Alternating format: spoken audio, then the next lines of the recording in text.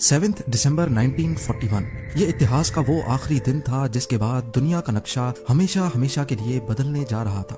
US navy की base पर एक आफत टूटने वाली थी जिसका अंदाजा किसी को भी नहीं था। बैटलशिप में मौजूद एक अफ्रीकन अमेरिकन बावर्ची डोरिस मिलर सूरज निकलते ही नेवी ऑफिसर्स को नाश्ता सर्व करता है और उसके बाद उनकी लॉन्ड्री कलेक्शन के काम पे लग जाता है। सुबह के ठीक 7:57 पे डोरिस को एक सायरन सुनाई देता है। वो सायरन जो शायद कोई भी सेलर अपनी सर्विस में सुनना ही नहीं चाहता। वो फौरन बाहर निकलता है और ये देखकर हैरत ज़दा रह जाता है कि पूरा आसमान जापानीज बॉम्बर एयरक्राफ्ट से भरा हुआ है। पलक झपकते ही पूरी नेवल बेस पे तो जैसे कोई कयामत टूट पड़ी हो, क्योंकि जापानीज एयरक्राफ्ट ने चुन चुन कर अमेरिकन शिप्स को तबाह करना शुरू कर दिया। ये हमला यूएस की पर्ल हार्बर बेस पे किया गया था और आज हम जानेंगे कि जापान ने अमेरिका जैसे मुल्क पर हमला करने की इतनी बड़ी हिम्मत क्यों की थी। डोरिस मिलर नामी एक बावर्ची को अमेरिका का सबसे बड़ा अवार्ड क्यों दिया गया और अमेरिका ने जापान पर न्यूक्लियर हमला क्यों किया। हमारी इस इंटरेस्टिंग कहानी की शुरुआत 1941 में होती है, जब वर्ल्ड वॉर 2 में अमेरिका ने चाइना को बचाने के लिए अपना सब कुछ दांव पर लगा दिया था। जी हाँ, वही चाइना जिसके खिलाफ आज 2023 में अमेरिका खुलकर बात करता है। हुआ कुछ यूं था कि वर्ल्ड वॉर 2 को स्टार्ट हुए 3 साल गुजर चुके थे, जिसमें एक साइड पे जर्मनी और इटली थे, जबकि दूसरी साइड पे ब्रिटेन, नीदरलैंड्स और फ्रांस थे। इस जंग में अमेरिका का कोई पार्ट नहीं था। अमेरिका पूरी तरह से न्यूट्रल था, क्योंकि वर्ल्ड वॉर 1 में हुए नुकसानात की वजह से अमेरिका खुद को यूरोप और एशिया में होने वाली जंग से बिल्कुल अलग रखना चाहता था। पर एक मुल्क था जो अमेरिका को मुसलसल सताए जा रहा था, और वो था जापान। जापान के पास नेचुरल रिसोर्सेज कम होने की वजह से वो अपने आस पड़ोस के मुल्कों पर धड़ाधड़ कब्जा जमा रहा था, ताकि वो अपनी नेचुरल रिसोर्सेज की डिमांड्स पूरी कर सके। कोरिया, ताइवान और चाइना के बड़े इलाकों पर जापान कब्जा कर चुका था। पैसिफिक ओशन में ही जापान के करीब फिलीपींस, मलेशिया और इंडोनेशिया पर भी इसकी नजर थी। पर मसला ये था कि मलेशिया ब्रिटिश कॉलोनी थी, इंडोनेशिया नीदरलैंड्स की और फिलीपीन न्यूट्रल रहने वाले अमेरिका की कॉलोनी थी।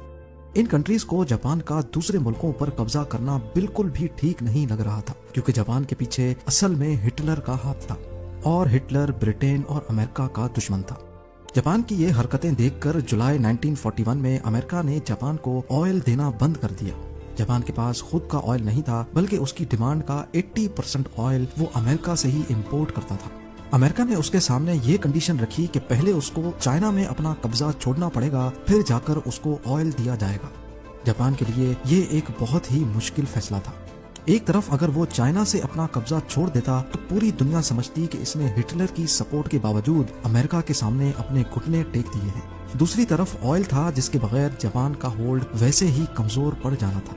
जापान ने फैसला किया कि वो चाइना से अपने फौजी वापस नहीं बुलवाएगा, बल्कि अंदर ही अंदर उसने प्लान बनाया कि वो ऑयल के लिए इंडोनेशिया पर कब्जा करेगा। लेकिन ये काम इतना आसान नहीं था। जैसा कि हम पहले भी जान चुके हैं कि इंडोनेशिया उस वक्त नीदरलैंड्स की कॉलोनी थी और वहां तक पहुंचने के लिए जरूरी था कि पहले फिलीपींस पर कब्जा किया जाए, जो कि अमेरिका की कॉलोनी थी।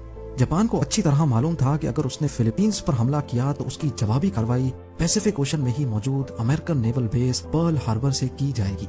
लेकिन क्योंकि जापान के पास अब ऑयल रिजर्व्स तेजी से खत्म होते जा रहे थे और उनके पास हमला करने के सिवा और कोई ऑप्शन नहीं बचा था, फिलीपींस पर नहीं बल्कि पर्ल हार्बर पर। जी हाँ, जापानीज मिलिट्री लीडर ने फैसला किया कि वो अमेरिका की पर्ल हार्बर बेस पे एक सरप्राइज अटैक करके पूरी बेस को ही उड़ा डालेंगे, ताकि उसके बाद जापान आसानी से फिलीपींस पे कब्जा कर सके।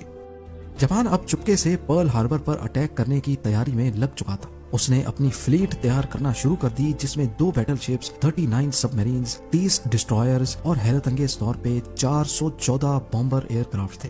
इन एयरक्राफ्ट्स को 6 एयरक्राफ्ट कैरियर्स के जरिए पर्ल हार्बर की तरफ रवाना किया गया। दूसरी तरफ अगर पर्ल हार्बर पर खड़ी अमेरिकन फोर्स का अंदाजा लगाया जाए तो इसमें 8 बैटलशिप्स, 59 एंटी एयरक्राफ्ट शिप्स, 4 सबमरीन्स और 390 एयरक्राफ्ट थे। देखा जाए तो अमेरिका के पास जापान का हमला नाकाम बनाने के लिए काफी फोर्स मौजूद थी, लेकिन इसके लिए जरूरी था कि इनको पहले से इस हमले की इंफॉर्मेशन मिल जाए। पर जापान ये अटैक हर तरह से सीक्रेट रखना चाहता था, इसीलिए जापानीज कमांडर ने फैसला किया कि हमले से पहले वो किसी किस्म की भी वायरलेस कम्युनिकेशन से दूर रहेंगे।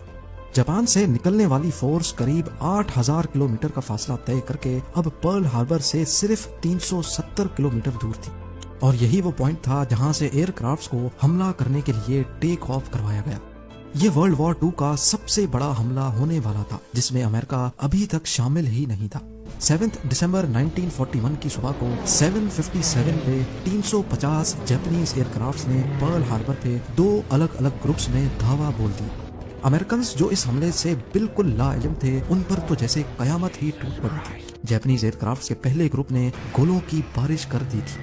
45 मिनट्स तक ये पर्ल हार्बर पर हमला करते रहे और फिर वापस चले गए। पहले तो यूं लगा शायद हमला खत्म हो चुका है, लेकिन 10 मिनटों बाद बॉम्बर एयरक्राफ्ट्स का दूसरा ग्रुप आया और बची कुची नेवल बेस को भी गोले बरसा कर तबाह कर दिया। पूरे 1 घंटे और 15 मिनटों तक ये हमला जारी रहा, जिसमें जापान का पलड़ा हर तरह से भारा था। अमेरिका की 20 वेसल्स, 8 बैटलशिप्स और 300 से भी ज्यादा प्लेन्स को खड़े खड़े तबाह कर दिया गया था। जमीन को आग और आसमान को काले धुएं के बादलों ने छुपा दिया था। इसी दौरान अमेरिका की एक बैटलशिप में अफ्रीकन अमेरिकन बावर्ची डोरिस मिलर भी था, जिसका जिक्र हमने वीडियो की स्टार्टिंग में किया था। लॉन्ड्री कलेक्शन के दौरान डोरिस को एक सायरन सुनाई दिया।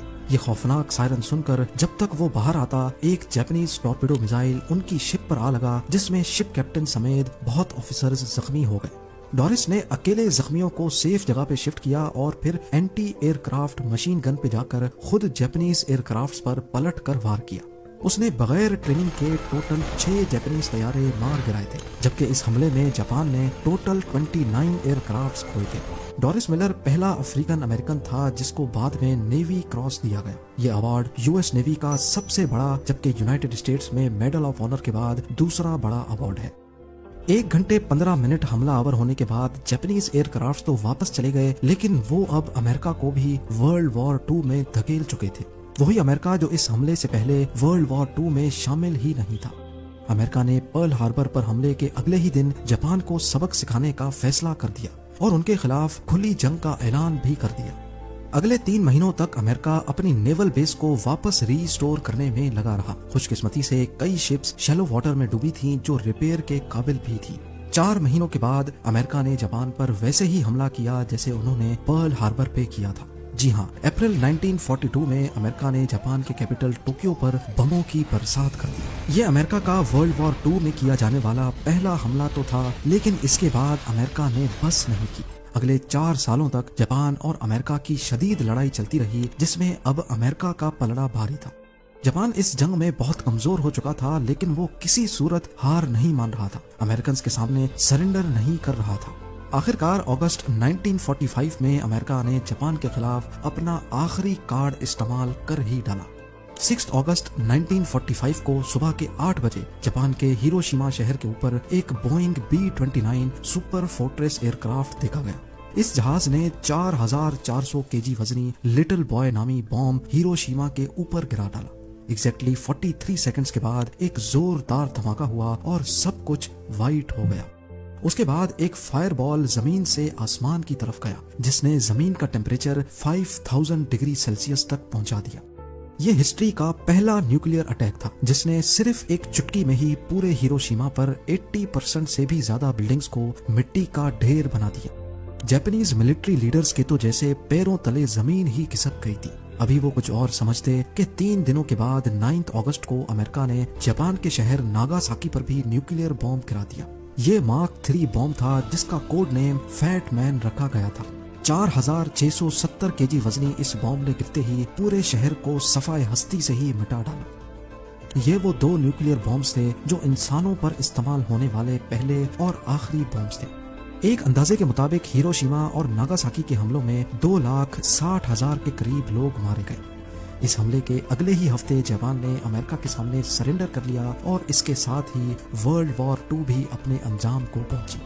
उम्मीद है ज़ेम टीवी की ये वीडियो भी आप लोग भरपूर लाइक और शेयर करेंगे। आप लोगों के प्यार भरे कमेंट्स का बेहद शुक्रिया। मिलते हैं अगली शानदार वीडियो में।